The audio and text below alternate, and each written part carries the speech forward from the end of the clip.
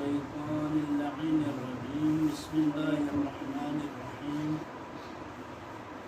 الحمد لأهله والصلاة على أهلها الحمد لله رب العالمين والصلاة والسلام على أشرف الأنبياء والمرسلين وعلى آله الطيبين الطاهرين ولعنة الدائمة على أعدائهم أجمعين. الحمد لله الذي جعلنا من المتمسكين بولاية أمير المؤمنين. أما بعد، قال الله تعالى في قرآن المجيد وفرقان الحميد وهو أصدق القائلين: بسم الله الرحمن الرحيم لقد من الله على المؤمنين إذ بعث فيهم رسولا من أنفسهم يتلو عليهم آياته ويزكيهم ويعلمهم الكتاب والحكمة وإن كانوا من قبل لفي ضلال مبين. مجلس کی قبولیت کے لیے جنہوں نے التماس دعا کے لیے بندہ حقیر کے پاس التماس کیا ہے، ان سب کی حوائج کی برآوردی کے لیے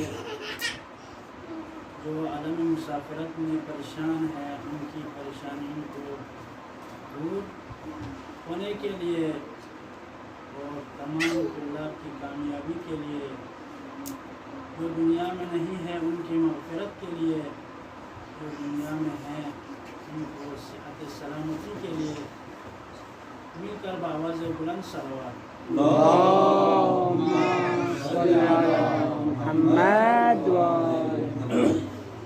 اگرچہ ہماری زبان اردو نہیں ہے، ہمارے محترم یہاں پر تشریف فرما ہے، اس وجہ سے اردو کا انتخاب کیا ہے. انشاءاللہ آپ سب میری اردو کی اصلاح فرمائیں گے. قرآن مجید کی ایک سورت کی تلاوت کرنے کا شرف حاصل ہوا. یہ سورت اس وقت نازل ہوا جب جنگ احد جب ختم ہو کر کچھ نو مسلم اشخاص دائرہ اسلام میں داخل ہو چکے تھے. تفسیر نمونہ میں اس کا تفصیلی ذکر ہوا ہے. جب جنگ احد کے بعد کچھ اشخاص دائرہ اسلام میں داخل ہو گئے اور ان کے دلوں میں کچھ سوالات تھے. ہم دائرہ اسلام میں داخل ہو گئے ہیں لیکن ہمارے لیے خسارہ ہے، ہم خسارے میں ہیں، ہمارے لیے جانی نقصانات ہوئے، ہمارے مالی نقصانات ہوئے. اس طرح کے مختلف سوالات ان کے اذہان میں موجود ہیں. تب خداوند متعال نے اس آیت کو نازل فرمایا: لقد من اللہ علی المؤمنین، بے شک خداوند متعال نے مؤمنین پر احسان کیا.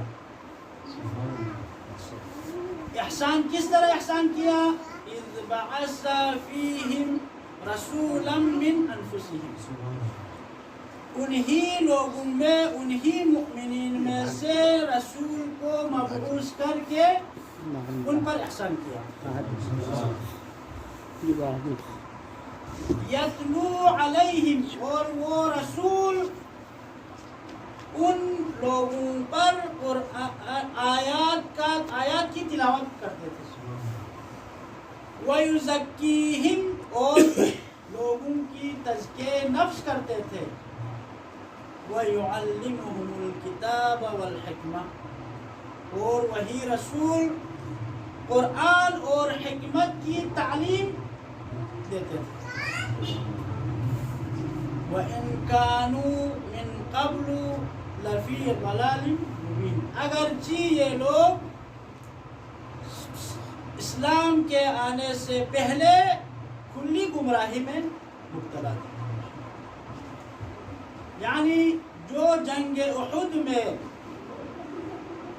جن مسلمانوں کے اذہان میں مختلف سوالات تھے، ان کے سوالات کے جواب میں خداوند متعال نے ان کے لیے ارشاد فرمایا آپ لوگ پریشان نہ ہونا، آپ لوگ خسارے میں نہیں ہے، کیونکہ آپ کے درمیان ایک ایسا رسول ہم نے مبعوث کیا ہے، وہ رسول آپ کی تزکیہ نفس کریں گے، آپ کو قرآن و حکمت کی تعلیم دیں گے،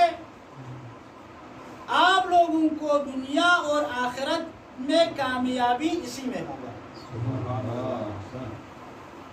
اور یہ آیت اس کی تفسیر میں ارشاد فرماتے ہیں کہ یہ آیت جو ہے خداوند متعال نے مؤمنین پر نازل کیا، مومنین کے لیے احسان، اس آیت میں احسان کا ذکر کیا ہے.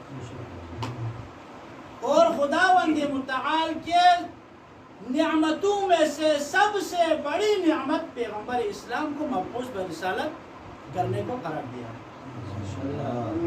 اگرچہ قرآن مجید میں ہزاروں نعمتوں کا ذکر ہو چکا ہے، ہزاروں نعمتیں خداوند متعال نے قرآن مجید میں ذکر کیا ہے، لیکن کہیں پر بھی خداوند متعال نے انسانوں پر یا مؤمنین پر احسان نہیں کیا.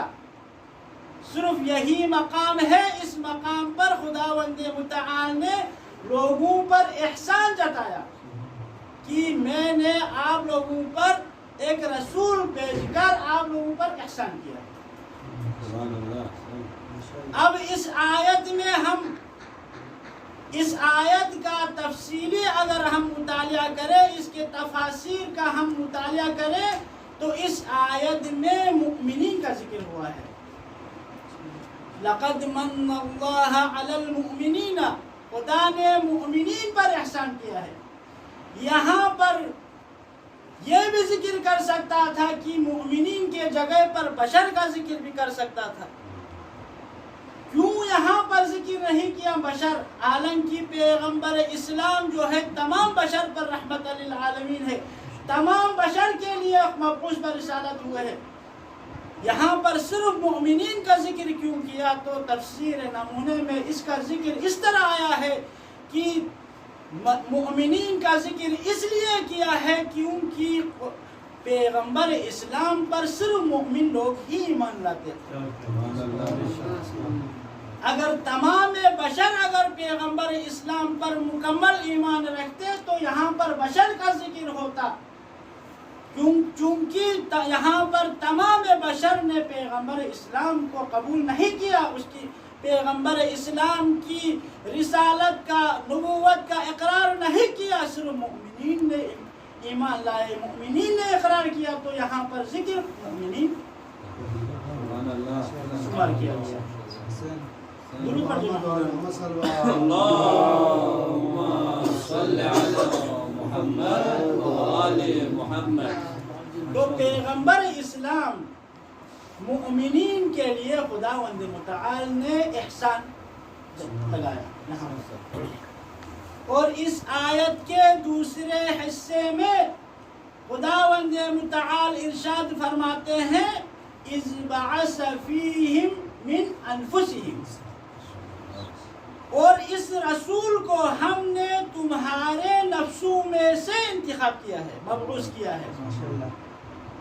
یہاں پر خداوند متعال اگر ملائکہ میں سے کسی کو رسول بنا کر بھیج سکتے تھے، فرشتوں میں سے کسی کو انتخاب کر سکتے تھے، مبعوث کر سکتے تھے، لیکن خداوند متعال نے یہاں پر صرف مومنین میں سے ان کے نفسوں میں سے ایک کو انتخاب کیا. وہ کیوں کیا؟ وہ اس لیے کیا کیونکہ جو شخص اپنوں میں سے ہے، یعنی جس محلے میں یا جس معاشرے میں جو بندہ لوگوں کی تبلیغ کر سکتا ہے، لوگوں کے لیے تزکیہ نفس کر سکتا ہے، لوگوں کی ہدایت کر سکتا ہے، کوئی دوسرا شخص آ کے اس جگہ میں تبلیغ کرنا یہ بہت مشکل کام ہے۔ اور یہ اشکال بھی آ سکتا تھا کہ خدا نے اگر کسی فرشتے کو مبعوث پر رسالت کرتے یا کسی ملائکہ کو یہاں پر مبعوث پر رسالت کرتے تو لوگ اس کا اقرار نہیں کرتے، لوگ اس کا انکار کرتے۔ کیوں؟ اس لیے کیونکہ ملائکہ میں وہ صفات نہیں جو انسانوں میں جو صفات ہے، مثلا شہوات، اس طرح کی مختلف چیزیں جو انسانوں میں ہے وہ ان میں نہیں ہوتی ہے۔ لہٰذا وہ یہ کہہ سکتے تھے کہ پیغمبر اسلام ملائکہ میں سے ہے، لہٰذا ان میں کوئی شہوت نہیں ہے، ان میں کوئی جھوٹ نہیں بول سکتا، تو یہ کہہ سکتے تھے۔ اسی لیے خداوند متعال نے پیغمبر اسلام کو مبعوث کیا ان نفسوں میں سے، تاکہ وہ یہ کہہ سکے کہ یہ شخص بھی، یہ نبی بھی، یہ رسول بھی ہم میں سے ہے، ہم بھی یہی تزکیہ کر سکتے ہیں، ہم بھی جھوٹ نہیں بول سکتے ہیں، ہم بھی فریب نہیں کر سکتے ہیں، جبکہ یہ رسول کسی کو دھوکہ نہیں دیتا، کسی کو فریب نہیں دیتا، کوئی جھوٹ نہیں بولتا، لہٰذا یہ شخص ہم میں سے ہے اور ہمارے لیے خداوند متعال نے یہ ہمارے اوپر حاضی بنا کر بھیجا۔ محمد وآل محمد صلوات۔ اللهم صل على محمد اس وجہ سے خداوند متعال نے پیغمبر اسلام کو اس زمانے کے انسانوں میں سے انتخاب کیا،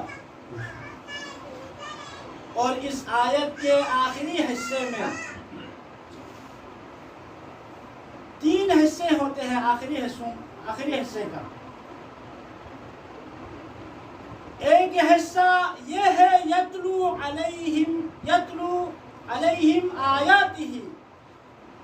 یہ رسول، اب اس رسول کو منتخب کرنے کے بعد، مبعوث کرنے کے بعد، یہ رسول آپ لوگوں کو خدا کے نشانیوں کی تلاوت کرتے ہیں، آیتوں کی تلاوت کرتے ہیں۔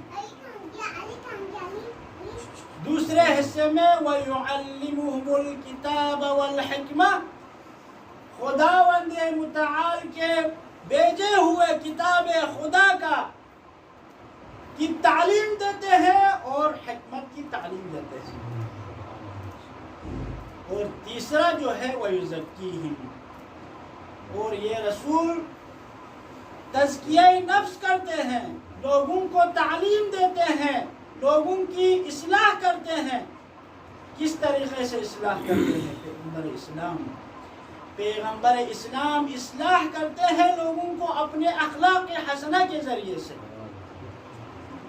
خداوند متعال نے پیغمبر اسلام کو اخلاق حسنہ کا اصلاح دیا، وَإِنَّكَ لَعَلَىٰ خُلُقٍ عَظِيمٍ، بے شک اے نبی، بے شک آپ اخلاق کے بہترین نمونے پر ہے، آپ اخلاق کے بہترین نمونے پر آپ فائز ہے۔ خداوند متعال نے پیغمبر اسلام کو یہ سند دیا، آپ کے جیسا کوئی اخلاق کوئی دوسرا شخص ہو نہیں سکتا، لہذا خداوند متعال نے پیغمبر اسلام کو کامل اخلاق کا نمونہ قرار دیا۔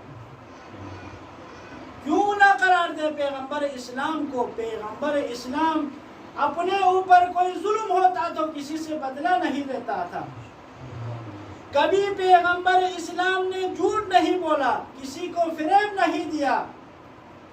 اگر ہم ہوتے نا تو ہزاروں جھوٹ بولتے ہیں، کسی کو دھوکہ دیتے ہیں، کسی کے ساتھ فرار کرتے ہیں، مختلف قسم کی ہیلا کر کے جو ہے ہم آگے گزر جاتے ہیں۔ لیکن پیغمبر اسلام نے اپنے زمانے میں کسی کو کوئی دھوکہ نہیں دیا، کسی کو کوئی فریب نہیں دیا، کوئی جھوٹ نہیں بولا، اسی لیے مشرکین نے آپ کو صادق اور امین کہہ کر آپ کو پکارنے لگے۔ یہ تھے پیغمبر اسلام کے اخلاق۔ ماشاءاللہ۔ اگر ہم ہوتے نا کوئی غلطی کرتے تو ہم اسے قبول نہیں کرتے، ہم اس کے مقابلے میں آ جاتے ہیں، کوئی اگر چیز غلط کرے کہتے ہیں کہ میں غلط چیز کو کبھی برداشت نہیں کرتا. بھائی اگر آپ غلط چیز کو برداشت نہیں کرتے تو صحیح چیز تو سب کو ہر کوئی برداشت کرتے ہیں. یہ صلاحیت ہونا چاہیے کہ انسان میں کوئی غلط کرے، کوئی آپ کے ساتھ برا کرے، کوئی آپ پر ظلم کرے، لیکن آپ اسے برداشت کریں. یہ ہے اخلاق رسول، یہ ہے اخلاق رسول سے ہم رسول کی سیرت.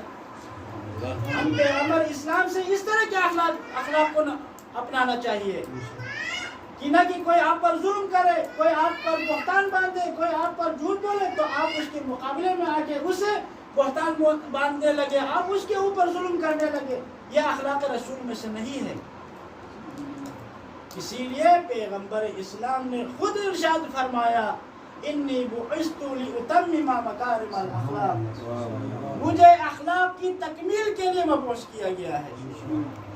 تو یہ ہے اخلاق رسول اللہ. اللهم صل على محمد وعلى حیدری. تو اخلاق رسول اللہ کا ہم اگر تاریخ میں اگر مطالعہ کریں تو ہم تھک جائیں گے، لیکن اخلاق رسول اللہ ختم نہیں ہوں گے. تاریخ میں مختلف واقعات پیغمبر اسلام کے حوالے سے ذکر ہوا ہے کہ پیغمبر اسلام پر اتنے ظلم کیے، پیغمبر اسلام کی اتنی توہین کی گئی، لیکن پیغمبر اسلام نے کبھی کسی کو اوہ تک نہیں کہا. تاریخ میں یہ واقعہ مشہور ہے، جب پیغمبر اسلام مدینے کے گلیوں سے گزرتے تھے تو ایک بوڑھی عورت تھی، وہ اپنا گھر کا کوڑا کرکٹ جو صفائی کر کے پیغمبر اسلام پر روزانہ پھینکتے تھے. نعوذ باللہ، پیغمبر اسلام کی روزانہ توہین کرتے تھے. پیغمبر اسلام نے کبھی اس عورت کو کچھ بھی نہیں کہا، برداشت کرتے رہے. یہ ہے پیغمبر اسلام کا اخلاق. اگر پیغمبر اسلام کر سکتے تھے اسے منع، لیکن پیغمبر اسلام نے کبھی منع نہیں کیا. توہین کرتے رہے، پیغمبر اسلام نے برداشت کرتے رہے. یہاں تک کہ تاریخ میں لکھا ہے ایک دن وہ بوڑھی عورت جو ہے پیغمبر اسلام پر کوڑا کرکٹ پھینکنے نہیں پہنچی. پیغمبر اسلام مسجد میں تشریف لے گئے. معلوم کرنے پر پتہ چلا کہ وہ بوڑھی عورت بیمار ہے، مریض ہے، مبتلا ہے، مریض ہو چکی ہے، بستر پر ہے. پیغمبر اسلام جب نماز سے فارغ ہو کر اس بوڑھی عورت کی عیادت کے لیے چلے جاتے ہیں. پیغمبر اسلام جب وہاں پر پہنچتے ہیں تو وہ بوڑھی عورت ڈر جاتی ہے، آج پیغمبر اسلام مجھ پر جو ہے بدلہ لینے آئے. پیغمبر اسلام اپنے اخلاق کے ذریعے سے وہاں پر پہنچے اور پہنچ کر یہ فرمایا کہ آپ آج کوڑا کرکٹ پھینکنے نہیں پہنچی تو مجھے پتہ چلا کہ آپ بیمار ہیں، اس لیے میں آپ کی عیادت کے لیے آیا ہوں. یہ ہے اخلاق پیغمبر. وہ عورت پیغمبر اسلام کے اخلاق سے متاثر ہو کر پیغمبر اسلام کے سامنے کلمہ پڑھا، لا الہ الا اللہ محمد رسول اللہ. اللهم صل علی محمد وآل محمد. تو یہ ہے پیغمبر اسلام کا اخلاق. اگر پیغمبر اسلام اس عورت کو برا بلا کہتے، اس سے بدلہ لیتے تو وہ عورت کبھی دائرہ اسلام میں داخل نہیں ہوتے.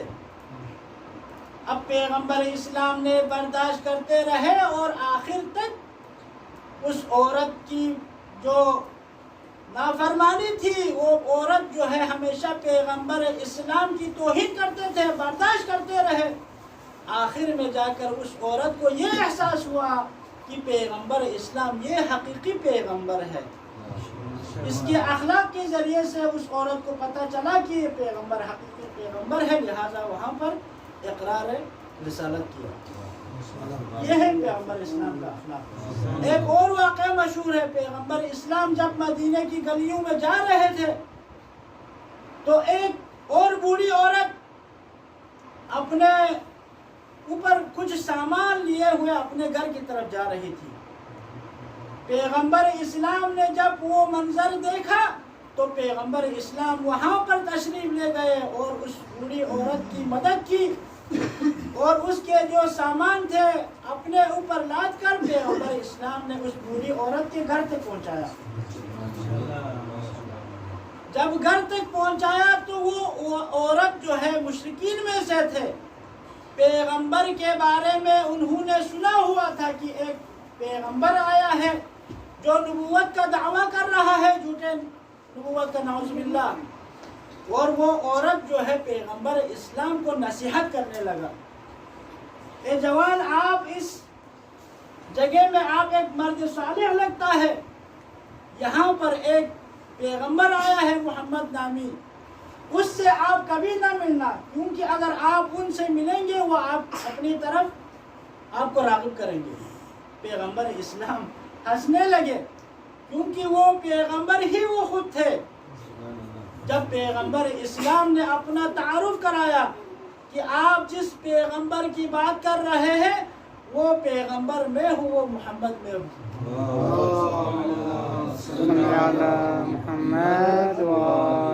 اور وہ عورت بھی وہیں پر پیغمبر اسلام کے اخلاق سے متاثر ہو کر وہاں پر دائرہ اسلام میں داخل ہو گئی. تو یہ ہے اخلاق پیغمبر، اور ان اخلاق سے ہمیں درس لینے کی ضرورت ہے. ہمیں بھی برداشت اور حسن سیرت اپنانے کی، پیغمبر اسلام کی حسن سیرت اپنانے کی انتہائی ضرورت ہے. انہی کلمات کے ساتھ دعا کرتا ہوں تاکہ پروردگارہ ہمیں پیغمبر اسلام کی سیرت پر چلنے کی توفیق عطا فرما. امام زمانہ کے اعوان و انصار میں سے قرار فرما. زمانہ کا جلد ظہور فرما. ہمارے والدین جو دنیا میں ہیں انہیں صحت و سلامتی عطا فرما. ان کے والدین اس دنیا سے چل بسے ہیں، اللہ ان کی مغفرت فرما. تاکہ پروردگارہ ہم سب کو علمی میدان میں کامیابی عطا فرما، ہماری مشکلات کو آسان فرما. جنہوں نے التماس سے دعا کہا ہے ان سب کی حاجتوں کا روا فرما. تمام مریضوں خصوصاً جنہوں نے التماس سے دعا کہا ہے، برادر شیخ صاحب کی بیٹی جو بیمار ہے کافی عرصے سے، خداوند پاک پروردگارہ جلد از جلد شفا کامل و عاجل عطا فرما. آمین. صلوات و